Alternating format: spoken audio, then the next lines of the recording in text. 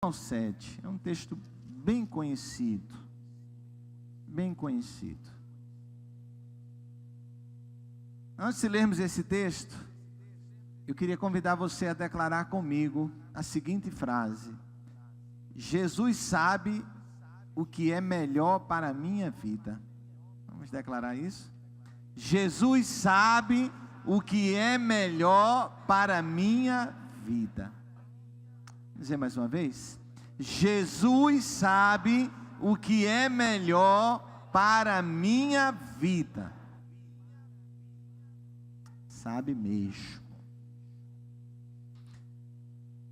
Caminhando Jesus, viu um homem cego de nascença, e os seus discípulos perguntaram: Mestre, quem pecou, este ou seus pais, para que nascesse cego?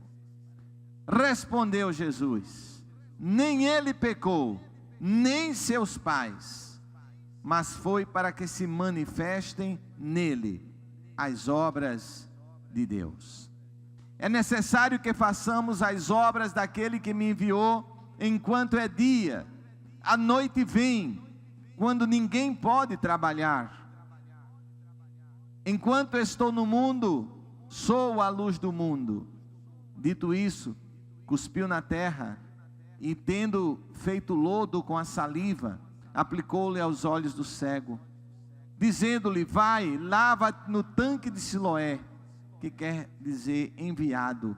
Ele foi, lavou-se e voltou vendo. Glória a Deus. Jesus sabe o que é melhor para a minha vida.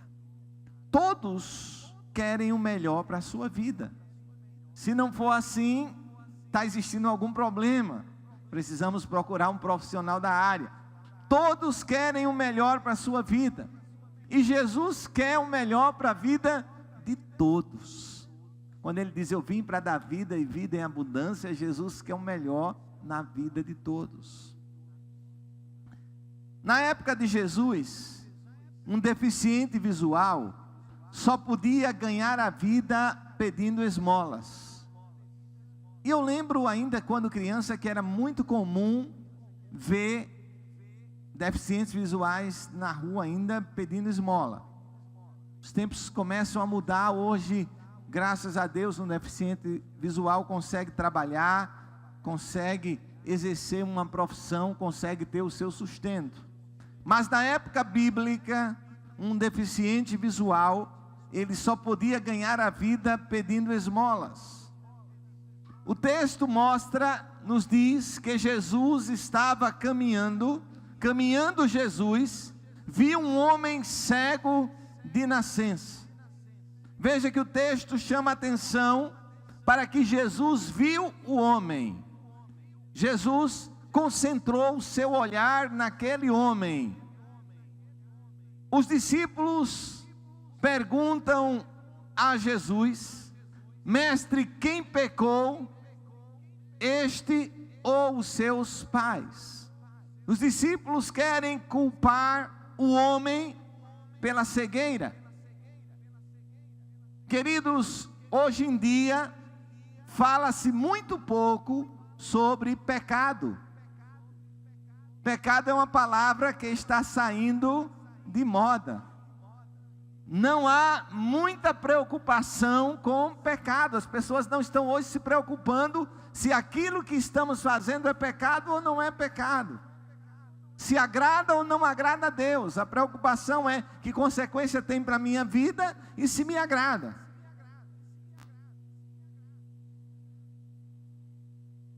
Jesus passando, concentra-se naquele homem. Mesmo nos dias de hoje, o homem não falando muito sobre pecado, mesmo nos dias de hoje, o homem não estando muito preocupado com o que é pecado ou não é pecado, mesmo assim, o homem dos nossos dias não perdeu a capacidade de julgar os outros. Mesmo sem a preocupação do que é pecado ou não é pecado, a capacidade de julgar os outros, ela está permanente.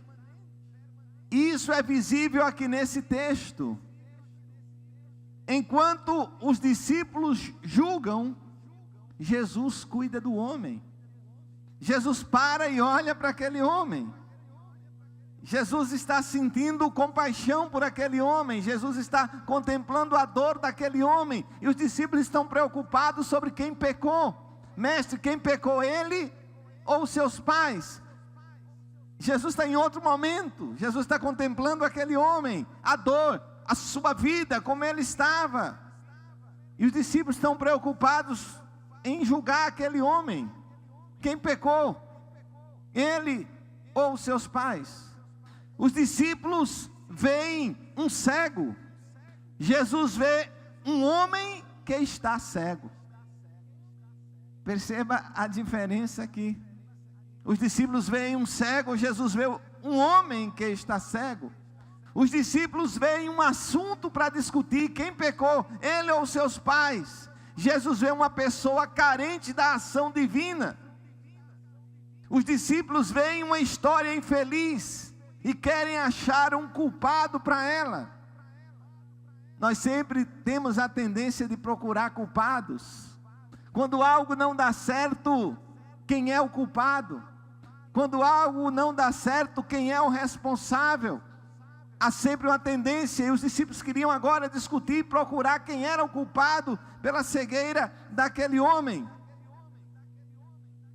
Jesus vê uma pessoa carente da ajuda divina. O que Jesus estava dizendo aqui, não importa quem pecou, se ele ou seus pais, mas importa que a glória de Deus se cumpra na vida dele. Jesus diz, olha, nem ele, nem os pais.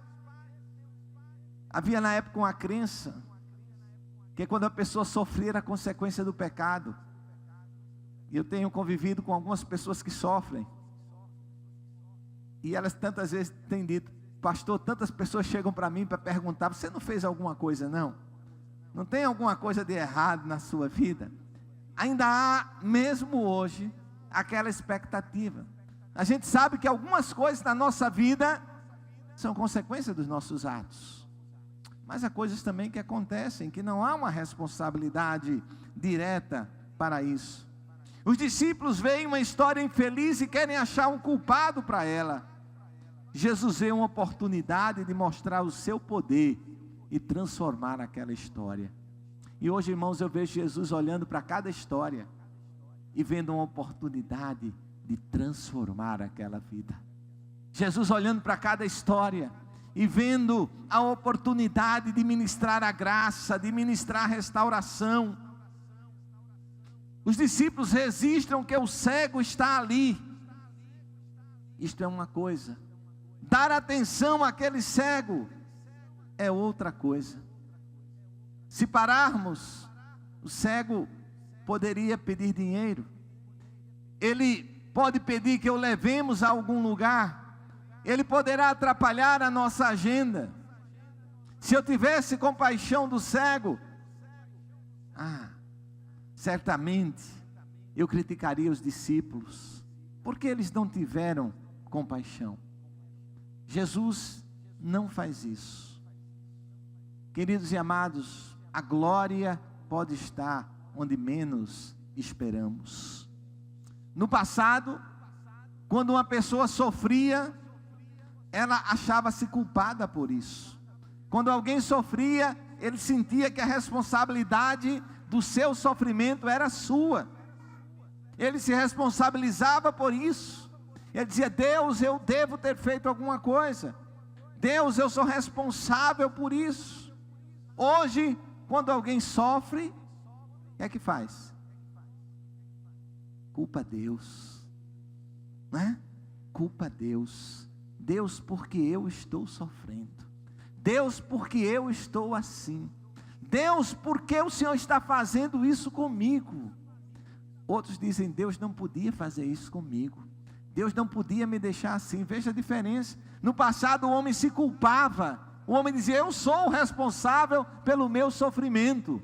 Hoje o homem diz, Deus é responsável pelo meu sofrimento.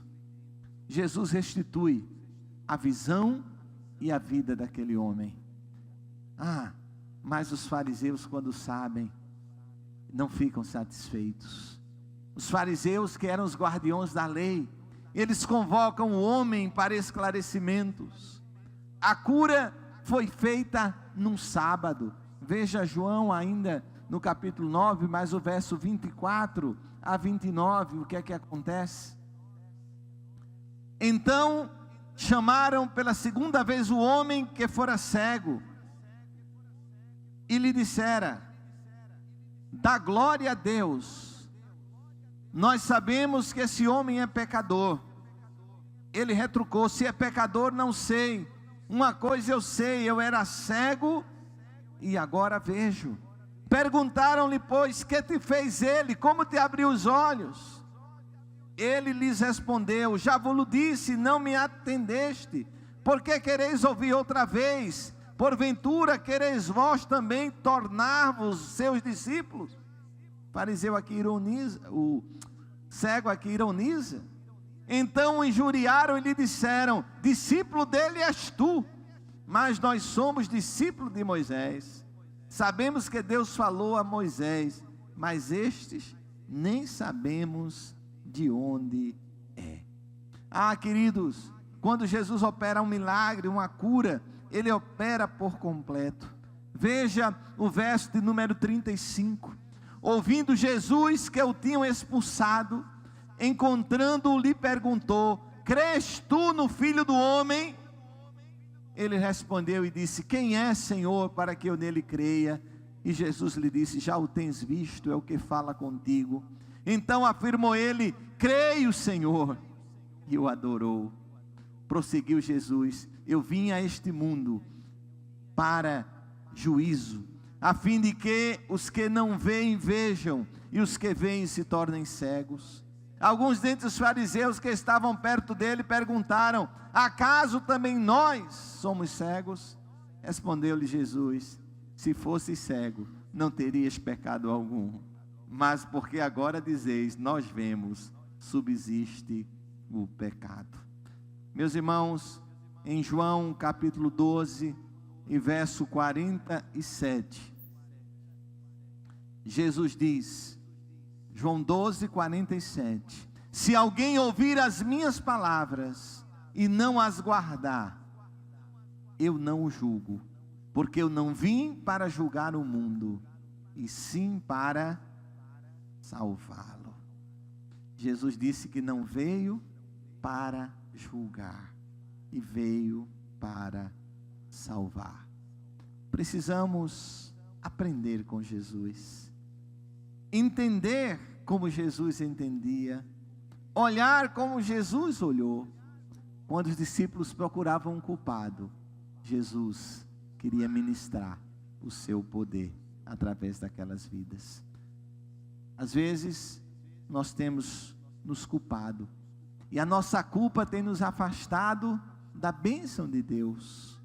Às vezes nós temos culpado os outros, e a atribuição da nossa culpa tem afastado outros da presença de Deus.